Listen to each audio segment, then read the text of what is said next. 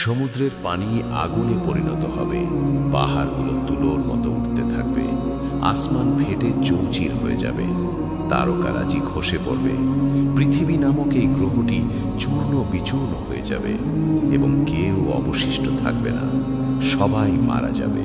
আজ আমরা যে রমজান পাচ্ছি, রোজা রাখছি, মসজিদে গিয়ে তারাবি পড়ছি এবং কোরআন তেলাওয়াত করছি, কিন্তু কখনো কি ভেবে দেখেছেন একদিন এমন সময় আসবে যখন শেষবারের মতো রমজান মাস আসবে, তারপর আর কোনো রমজান আসবে না, কোনো রোজা হবে না, কোনো তারাবি হবে না, কোনো কোরআন তেলাওয়াত হবে না। আজকের এই ভিডিওতে আমরা জানব কোরআন ও সহিহ হাদিসের আলোকে কিয়ামতের আগে পৃথিবীর শেষ রমজান কেমন হবে, কি ঘটবে সেই সময়, মানুষের অবস্থা কেমন হবে আর আমাদের কি করা উচিত। গল্পের শুরুটা ধ্বংস দিয়ে নয়, শান্তি দিয়ে। দাজ্জালের ফিতনা শেষ হয়েছে, হযরত ঈসা আলাইহিসসালামের যুগও একসময় শেষ হবে। পৃথিবী জুড়ে তখন ইসলামের জয় জয়কার, মানুষ আল্লাহকে ভয় করবে এবং তার ইবাদতে মশগুল থাকবে। এমনকি একটা ডালিম খেয়ে একদল মানুষ তৃপ্ত হবে এবং বাঘ আর হরিণ একসাথে পানি খাবে। পৃথিবী তখন বরকতে পরিপূর্ণ থাকবে। কিন্তু আমরা জানি দুনিয়া চিরস্থায়ী নয়। হযরত ঈসা আলাইহিসসালাম ইন্তেকাল করবেন, এরপর ধীরে ধীরে মানুষ আবার দুনিয়ামুখী হতে শুরু করবে, আল্লাহ তাআলার বিধান ভুলে পাপাচারে লিপ্ত হওয়া শুরু করবে।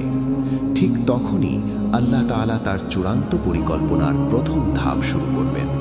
হাদিস শরীফে এসেছে, তখন ইয়েমেন বা শামের দিক থেকে একটি বিশেষ বাতাস প্রবাহিত হবে। এই বাতাস কোনো ঝড় নয়, কোনো তুফান নয়, এটি রেশমের মতো নরম, কস্তুরীর মতো সুগন্ধিময়। এই বাতাস যার শরীরে স্পর্শ করবে, যার অন্তরে সরিষার দানা পরিমাণও ঈমান আছে, সে মৃত্যুবরণ করবে। আল্লাহ তাআলা তার প্রিয় বান্দাদের এই পৃথিবী থেকে সরিয়ে নিলেন। কিন্তু কেন সরিয়ে নিলেন জানেন? কারণ সামনে যে ভয়াবহ আযাব আসছে, যে বিভীষিকা আসছে, তা যেন তার প্রিয় মুমিন বান্দাদের দেখতে না হয়। এটা ছিল মুমিনদের প্রতি আল্লাহর শেষ দয়া। এখন পৃথিবীতে কারা বেঁচে রইল? বেঁচে রইল শুধু তারা যাদের অন্তরে আল্লাহর বিন্দুমাত্র ভয় নেই, নিকৃষ্টতম মানুষগুলো, পশুর মতো মানুষগুলো। পৃথিবীতে এখন তাদের রাজত্ব। পৃথিবীতে এখন আর কোনো মুমিন নেই, কিন্তু তবুও মানুষের ঘরে ঘরে কোরআন শরীফ আছে, মসজিদে বিশাল সব কারুকাজ করা কোরআন রাখা আছে, লাইব্রেরিতে লক্ষ লক্ষ কপি তাফসীর গ্রন্থ আছে। হঠাৎ এক গভীর রাতে এক অলৌকিক ঘটনা ঘটবে, তা হলো পৃথিবী থেকে কোরআন শরীফ উঠিয়ে নেওয়া হবে। আব্দুল্লাহ ইবনে মাসুদ রাদিয়াল্লাহু আনহু বলেন, কোরআন শরীফ উঠিয়ে নেওয়ার পর মানুষের মুখে শুধু থাকবে লা ইলাহা ইল্লাল্লাহ, এটাই তারা বলতে থাকবে। কিন্তু এই লা ইলাহা ইল্লাল্লাহ তাদের কোনো উপকারে আসবে না, কারণ তারা এর অর্থ বুঝবে না, এর দাবি পূরণ করবে না। যখন কোরআন উঠিয়ে নেওয়া হবে, তখন রোজার বিধানও চলে যাবে, কারণ রোজার বিধান কোরআনে আছে। যখন কোরআন থাকবে না, তখন রোজার বিধানও থাকবে না। হুযায়ফা রাদিয়াল্লাহু আনহু থেকে বর্ণিত, রাসূল সাল্লাল্লাহু আলাইহি ওয়াসাল্লাম বলেছেন, ইসলাম এমনভাবে মুছে যাবে যেমন কাপড়ের নকশা মুছে যায়। সেই সময়ে মানুষের ঈমান দুর্বল থাকবে, অনেকেই রোজা রাখবে না, যারা রাখবে তারাও সঠিকভাবে রাখবে না। এমনকি কোরআন উঠে যাবার পরে রমজান মাস আসবে ইসলামী ক্যালেন্ডার অনুযায়ী, কিন্তু কেউ রোজা রাখবে না, কারণ তারা জানবেই না রোজা কি। এমনকি মানুষের উপর এমন সময় আসবে যখন কেউ কবরের পাশ দিয়ে যাবে এবং বলবে, হায়, আমি যদি এর জায়গায় হতাম তাহলেই ভালো হতো। কারণ সেই সময়ের ফিতনা এত বেশি হবে যে মানুষ মরে যাওয়াকে জীবিত থাকার চেয়ে ভালো মনে করবে। আল্লাহর নাম নেওয়ার মতো কোনো কিতাব, কোনো মানুষ আর এই ধরাধামে রইল না। পৃথিবী এখন সম্পূর্ণ অন্ধকার, জাহিলিয়াতের চূড়ান্ত পর্যায়। ধীরে ধীরে সেই সময়ের দিকে এগিয়ে যাচ্ছি আমরা। ভাবুন তো, ইসলামী ক্যালেন্ডার বা চান্দ্র মাস অনুযায়ী আকাশে চাঁদ উঠল। এটি রমজানের চাঁদ। 1400 বছর ধরে এই চাঁদ দেখলে মুমিনদের হৃদয়ে খুশির জোয়ার বয়ে যেত। কিন্তু আজ পৃথিবীর কেউ আকাশের দিকে তাকালো না, কেউ বলল না মোবারক হো মাহে রমজান, কারণ মানুষ ভুলেই গেছে রমজান কি জিনিস। সেই রমজানের দিনগুলো কেমন হবে? সাহারিবিহীন ভোর, পূব আকাশে সূর্য উঠল, কিন্তু কেউ শেষ রাতে উঠল না, সাহারি খেল না, সবাই গভীর ঘুমে মগ্ন অথবা পাপাচারে লিপ্ত।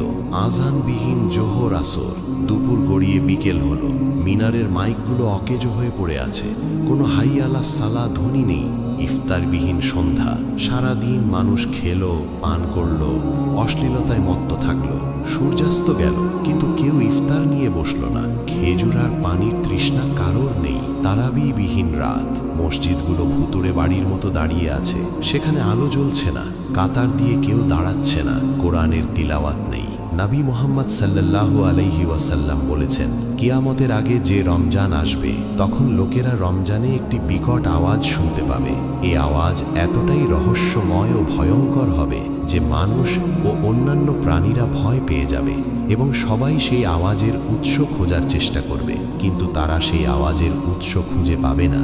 সেই রমজানের পর থেকে মানুষ তাদের ঘরের মধ্যে 1 বছরের খাবার জমা করা শুরু করবে, কারণ সেই আওয়াজের পর জমিনে ফসল হবে না এবং মানুষ অনাহারে থাকবে, ব্যাপক দুর্ভিক্ষ দেখা দেবে। হাদিসে এসেছে, সেই সময়ের কিছু বৃদ্ধ লোক বেঁচে থাকবে, তারা বলবে, আমরা আমাদের বাপদাদাদের বলতে শুনেছি লা ইলাহা ইল্লাল্লাহ, তাই আমরা শুধু অভ্যাসবশত এই শব্দটা বলি, কিন্তু আমরা জানি না নামাজ কি, রোজা কি, জাকাত কি। এটাই পৃথিবীর শেষ রমজান, এক উপবাসহীন, ইবাদতহীন, রহমতহীন রমজান। আল্লাহ তাআলা তার রহমতের চাদর পৃথিবী থেকে গুটিয়ে নিয়েছেন। পৃথিবী এখন প্রস্তুত হচ্ছে মহাপ্রলয়ের জন্য। রমজান চলে গেল, কিন্তু পাপ থামল না। মানুষ তখন পশুর মতো হয়ে গেছে। হাদিসে এসেছে, তারা রাস্তার মাঝখানে গাধার মতো প্রকাশ্যে ব্যভিচার করবে, লজ্জা শরম বলতে কিছু থাকবে না। ঠিক ওই মুহূর্তে ঘটবে এক হৃদয় বিদারক ঘটনা। বাইতুল্লাহ, আল্লাহর ঘর কাবা, যাকে এতদিন আল্লাহ রক্ষা করেছেন, আব্রাহার হাতি বাহিনীকে ধ্বংস করেছেন, কিন্তু এবার আল্লাহ আর বাধা দেবেন না, কারণ তার নাম নেওয়ার মতো কেউ নেই। হাবশা থেকে এক ব্যক্তি আসবে। হাদিসে তার বর্ণনা দেওয়া হয়েছে, 2 চিকন পাওয়ালা এক হাবশি। সে তার দলবল নিয়ে মক্কায় ঢুকবে। তারা কুদাল আর শাবল দিয়ে কাবার দেওয়াল ভাঙতে শুরু করবে। তারা কাবার গিলাপ ছিঁড়ে ফেলবে, পাথরগুলো একে একে খুলে ফেলবে, কাবার ধন সম্পদ লুট করবে, কিন্তু তাদের বাধা দেওয়ার মতো কেউ থাকবে না। আকাশ থেকে কোনো আবাবিল পাখি আসবে না, কারণ কাবার মালিক আল্লাহ নিজেই সিদ্ধান্ত নিয়েছেন, এই পৃথিবী তিনি আর রাখবেন না। পাপ যখন কানায় কানায় পূর্ণ, তখন প্রকৃতি তার নিয়ম ভাঙতে শুরু করল। একদিন সূর্য ডুবল। নিয়ম অনুযায়ী পরদিন সকালে সূর্য ওঠার কথা। মানুষ ঘুম থেকে উঠল, অফিসের জন্য, কাজের জন্য তৈরি হলো, কিন্তু জানালা দিয়ে বাইরে তাকিয়ে দেখল এখনো ঘুটঘুটে অন্ধকার। ঘড়ির কাঁটা সকাল 8টা, 9টা, 10টা পার হয়ে গেল, কিন্তু ভোরের আলো ফুটছে না। মানুষ ভাবল হয়তো সূর্যগ্রহণ, কিন্তু না। ঘণ্টা গড়িয়ে দুপুর হলো, বিকাল হলো, অন্ধকার কাটে না। কিছু বর্ণনায় এসেছে একটানা 3 থেকে 4 দিন, মতান্তরে 3 রাত পৃথিবী অন্ধকারে ডুবে থাকবে। চারদিকে পশু পাখির আর্তনাদ, বাচ্চারা ভয়ে চিৎকার করছে, বড়রা পাগলের মতো ছুটোছুটি করছে। সূর্য কোথায়? সূর্য কি মরে গেছে? আর কি দিন হবে না? পুরো পৃথিবী এক ভয়ঙ্কর আতঙ্কে জমে যাবে। দীর্ঘ সেই রাতের পর হঠাৎ দিগন্ত আলোকিত হয়ে উঠবে। মানুষ খুশিতে চিৎকার করে বলতে থাকবে, সূর্য উঠেছে, সূর্য উঠেছে। সবাই দৌড়ে ছাদে এবং রাস্তায় বেরিয়ে আসবে, কিন্তু তাদের মুখের হাসি মুহূর্তেই ভয়ের চিৎকারে রূপ নিবে, কারণ সূর্য পূর্ব দিক থেকে ওঠে নাই, সূর্য উঠেছে পশ্চিম আকাশ থেকে। পশ্চিম আকাশে সূর্য দেখে মানুষ বুঝতে পারবে সব শেষ। এটি সেই মহাপ্রলয়ের দিন। কোটি কোটি মানুষ মাটিতে লুটিয়ে পড়বে। তারা কাঁদতে থাকবে আর বলবে, হে আল্লাহ, আমাদের মাফ করে দাও, আমরা ভুল করেছি, আমরা ঈমান আনলাম। কিন্তু আফসোস, আসমান থেকে ততক্ষণে ফয়সালা হয়ে গেছে। পশ্চিম আকাশে সূর্য ওঠার সাথে সাথে তওবার দরজা লোহার কপাটের মতো চিরতরে বন্ধ করে দেওয়া হয়েছে। এখন আর কোনো কান্না, কোনো সিজদা, কোনো অনুশোচনা কবুল হবে না। পরীক্ষা শেষ, এখন শুধু রেজাল্টের পালা। সূর্য মধ্য আকাশে এসে আবার পশ্চিমে ডুবে যাবে। এরপর মক্কার সাফা পাহাড় বিকট শব্দে ফেটে যাবে। ধুলোর ঝড়ের ভেতর থেকে বেরিয়ে আসবে এক অদ্ভুত প্রাণী, দাব্বাতুল আর্দ। এই প্রাণীটি মানুষের ভাষায় কথা বলবে, বিদ্যুতের গতিতে পুরো পৃথিবী ভ্রমণ করবে, কাফেরদের নাকে এসে দাগ দিয়ে দেবে যাতে তাদের চেহারা কুৎসিত কালো হয়ে যায়। পৃথিবীর সব মানুষ চিহ্নিত হয়ে যাবে। এরপর আসবে শেষ আঘাত। ইয়েমেনের আদন নামক স্থানের আগ্নেয়গিরি বিস্ফোরিত হবে। মাটির নিচ থেকে দাউ দাউ করে বেরিয়ে আসবে এক ভয়াবহ আগুন। এই আগুন বাড়িঘর পোড়ানোর জন্য নয়, এই আগুন মানুষকে তাড়ানোর জন্য। মানুষ ভয়ে উত্তর দিকে বা শামের দিকে দৌড়াতে শুরু করবে। পিছনে বিশাল আগুনের কুণ্ডলী। মানুষ দৌড়ায়, আগুনও দৌড়ায়।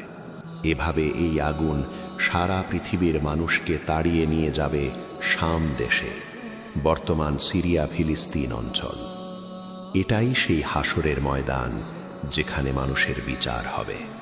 সারা পৃথিবীর মানুষ এখন এক জায়গায় জড়ো হয়েছে, ভীতি, আতঙ্ক আর হাহাকার চারদিকে। ঠিক তখনই আল্লাহর আদেশে ফেরেশতা ইসরাফিল আলাইহিস সালাম শিঙায় ফু দিবেন। সেই আওয়াজ প্রথমে ছিল হালকা, মানুষ কান পেতে শুনবে। ধীরে ধীরে আওয়াজ বাড়তে থাকবে। অতঃপর এমন বিকট শব্দ হবে যে মানুষের কানের পর্দা ফেটে যাবে। কলিজা ফেটে মানুষ মরতে শুরু করবে।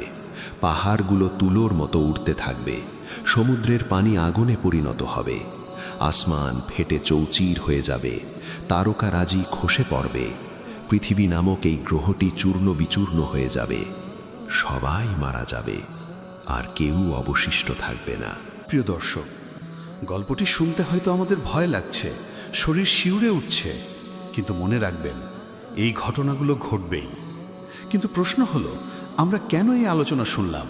শুধু ভয় পাওয়ার জন্য না, আমরা শুনলাম সতর্ক হওয়ার জন্য। আজ এখনো আমাদের সামনে কোরআন আছে, অক্ষরগুলো এখনো মুছে যায়নি। এখনো রমজান মাস এলে আমরা রোজা রাখতে পারি, এখনো সেজদা করার সুযোগ আছে। কিন্তু আপনি কি গ্যারান্টি দিতে পারেন আগামী রমজান আপনি পাবেন? হয়তো আপনার জীবনের শেষ রমজান খুব কাছেই, হয়তো এই রমজানই আপনার শেষ সুযোগ। আসুন সেই দিন আসার আগেই আমরা পরিবর্তন হই। প্রতিদিন অন্তত 1 পৃষ্ঠা হলেও কোরআন পড়ুন, অর্থ বুঝুন। কিয়ামত দিবসে এই কোরআনই আপনার জন্য সুপারিশ করবে। নামাজকে বোঝা মনে করবেন না, এটি আল্লাহর সাথে আপনার যোগাযোগের মাধ্যম। কিয়ামত খুব কাছে, এখনো সময় আছে। আসুন আমরা তওবা করি এবং আল্লাহর পথে ফিরে আসি। আল্লাহ আমাদের সবাইকে ঈমানের সাথে মৃত্যু দান করুন এবং শেষ জামানার ভয়াবহ ফিতনা থেকে হেফাজত করুন। আমিন।